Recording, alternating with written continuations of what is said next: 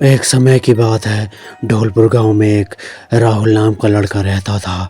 वह पढ़ने में बहुत होशियार और चतुर था। उसने 10वीं अपने गांव से ही की और आगे की पढ़ाई के लिए उसे शहर जाना था। उसके पिता ने उसे कुछ पैसे देते हुए कहा, लो बेटा, शहर जाकर अपना ध्यान रखना और खूब मन लगाकर पढ़ना। पिताजी का आशीर्वाद लेकर राहुल शहर के लिए निकल गया। शहर पहुंचकर वो अपने पिताजी को खबर करता है कि वह सही सलामत शहर पहुंच चुका है। अब वो अपने रुकने के लिए मकान तलाशने में लग जाता है। तभी रामलाल उसके पास से गुजरता है।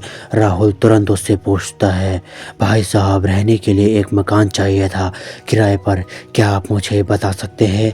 रामलाल काफ़ी दिनों से एक ऐसे ही किराएदार की तलाश में था। उसने बात को घुमाते हुए कहा, हाँ, मेरी नज़र में एक मकान है जो तुम्हें किराए पर मिल सकता है, लेकिन उसके लिए पहले तुम्हें 500 रुपये देने होंगे। राहुल काफ़ी समय से मकान ढूंढ रहा था और काफ़ी परेशान हो चुका था, इसलिए उसने 500 रुपये देना ठीक समझा। 500 रुपये मिलने के बाद रामलाल ने राहुल को उस किराए वाले मकान के बारे में बताया।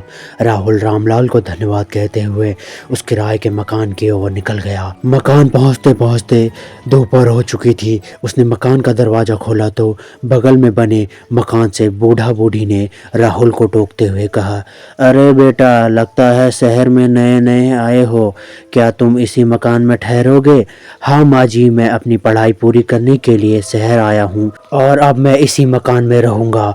बूढ़ा बूढ़ी ने कहा, ठीक है बेटा, वैसे कितने दिनों तक रहोगे? राहुल ने जवाब दिया, जब तक मेरी आगे की पढ़ाई पूरी नहीं हो जाती तब तक मैं यहीं रहूँगा। बूढ़े ने कहा, देखते हैं कब तक तुम इस मकान में रह पाते हो।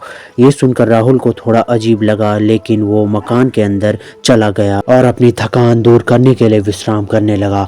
विश्राम करते करते कब रात हो गई पता ही नहीं चला। लगभग रात 12 बजे राहुल की आंख खुली। उसे छत पर एक अजीब सी आवाज़ सुनाई दी। आवाज़ सुनकर राहुल ने कहा, क्या मुझे छत पर जाकर देखना चाहिए?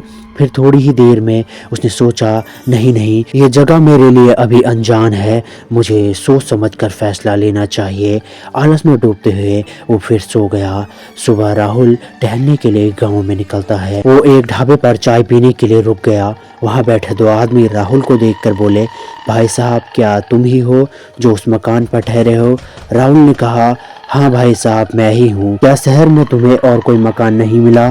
क्या तुम्हें पता है उस मकान में भूत रहता है, इसी वजह से उस मकान में कोई किराएदार नहीं ठहरता।